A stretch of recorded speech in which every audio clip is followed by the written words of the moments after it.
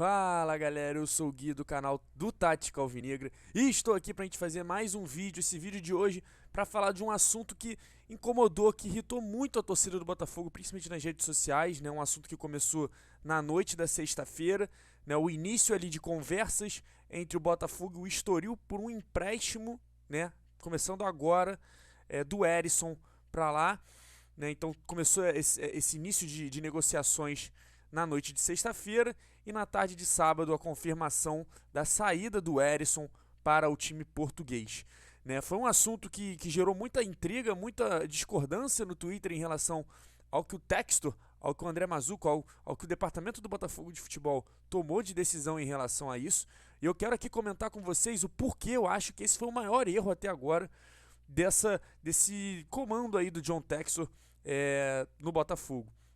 Para mim, é um erro que o Botafogo não poderia cometer a essa altura do campeonato, nesse momento da temporada. Então, sem mais enrolação, vamos começar esse vídeo. Já vai deixando o seu like, já vai se inscrevendo e compartilhando aqui pra galera que assiste, pros seus amigos botafoguenses, vai colocando nos grupos de WhatsApp. Enfim, vamos dar uma moral aí pro canal, que agora a meta é chegar a 3 mil inscritos. Bora começar! E pra gente começar esse vídeo, né, pra gente falar do assunto Herisson, eu trouxe aqui um post, né, do nosso queridíssimo Fogostats, do Matheus, né, meu parceiro, meu amigo, lá do Twitter, né, onde ele trouxe alguns dados do Herisson nessa passagem pelo Botafogo, nessa passagem curtinha, né, do Herisson pelo Botafogo, pra gente debater o porquê.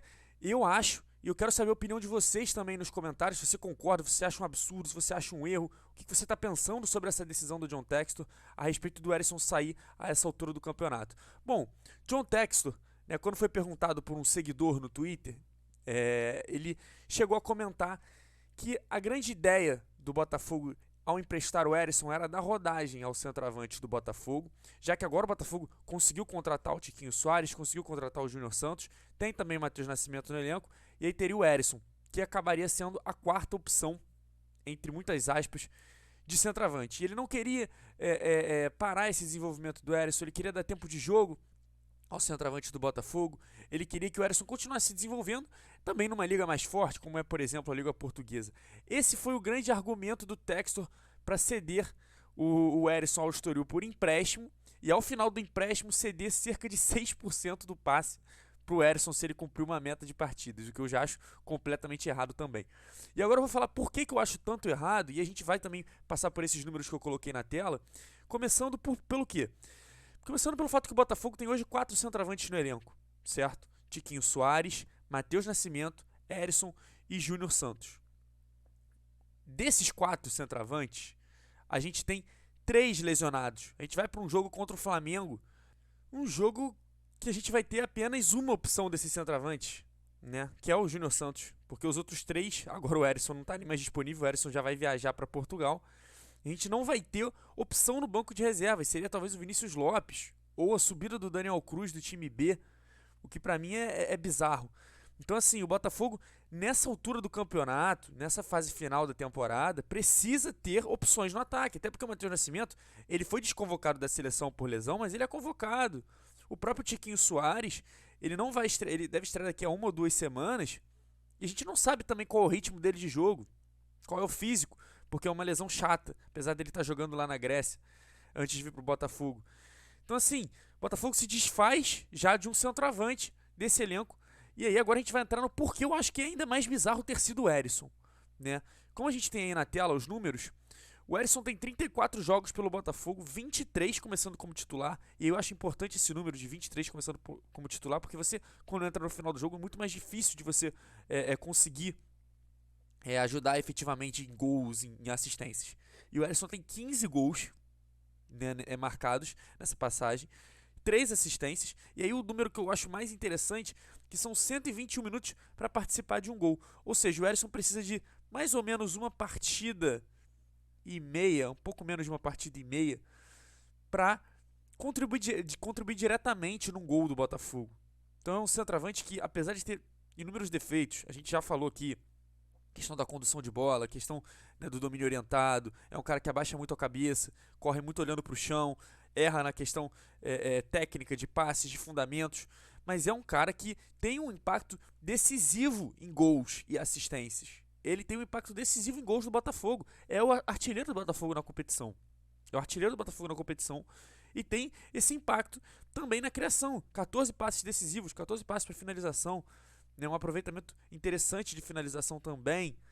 E aí ele tem desses 18 gols mais assistências, 10 deles foram decisivos, ou seja, empatou ou garantiu vitória. Não são aqueles gols que saem no final de partida, que o jogo já está decidido.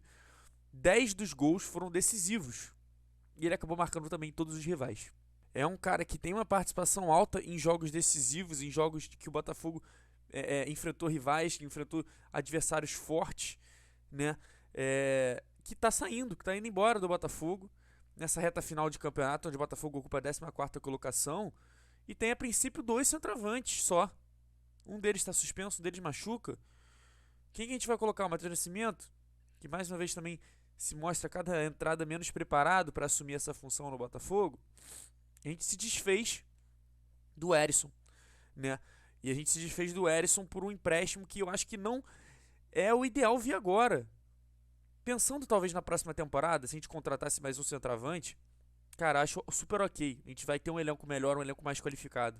Agora a gente precisa de 4 centroavantes. A gente ficou o campeonato inteiro com 2, né? Chegou a ter que usar o Vinícius Lopes. E aí quando a gente finalmente tem 4, lembrando que 3 dos 4 estão machucados, incluindo o Erisson, a gente se desfaz de um deles e se desfaz do nosso artilheiro. Logo que do cara que é o nosso artilheiro na competição, é o cara que mais contribuiu em gols pro Botafogo no Campeonato Brasileiro. Então assim, pra mim não faz muito sentido. Acho um erro grave. Essa saída do Erisson nesse momento, né? Quero saber o que vocês acham sobre essa questão. É um desabafo, é uma crítica aqui ao John Textor e ao Departamento de Futebol do Botafogo. Não faria isso, a gente fica refém, a gente vai para um jogo, mais uma vez, contra o rival e para uma sequência que a gente pode ter somente 2 desses 3 centroavantes, e aí fica aquele impasse de não ter jogadores suficientes ali da altura no elenco.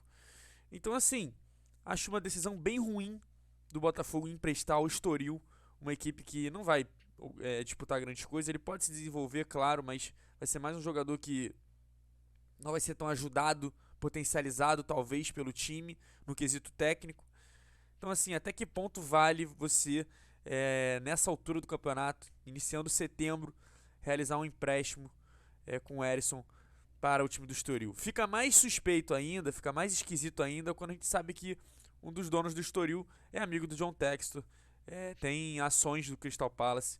Então assim, existe um bom relacionamento entre os dois, mas eu acho que nesse caso não vem intercâmbio, não vem nada. Eu acho que não tinha necessidade de a gente se desfazer do Erisson. É um cara que se não ia ser titular para a vaga do Tiquinho, né, quando o Tiquinho se estabelecer, ia ser um cara que ia entrar praticamente todos os jogos. Então assim, acho inacreditável, discordo bastante. E é isso, quero saber a opinião de vocês, né, nesse nosso vídeo do dia. Vou trazer o próximo vídeo com 5 motivos para você acreditar na vitória do Botafogo no jogo contra o Flamengo, né, 5 razões para você acreditar e comparecer no jogo que vai acontecer às 6 horas no domingo, dia 28. E muito obrigado a você que assistiu até aqui, né? Um forte abraço, deixe seu like, compartilhe o vídeo, se inscreva no canal rumo aos 3.000 inscritos. Muito obrigado, valeu, até a próxima e fui!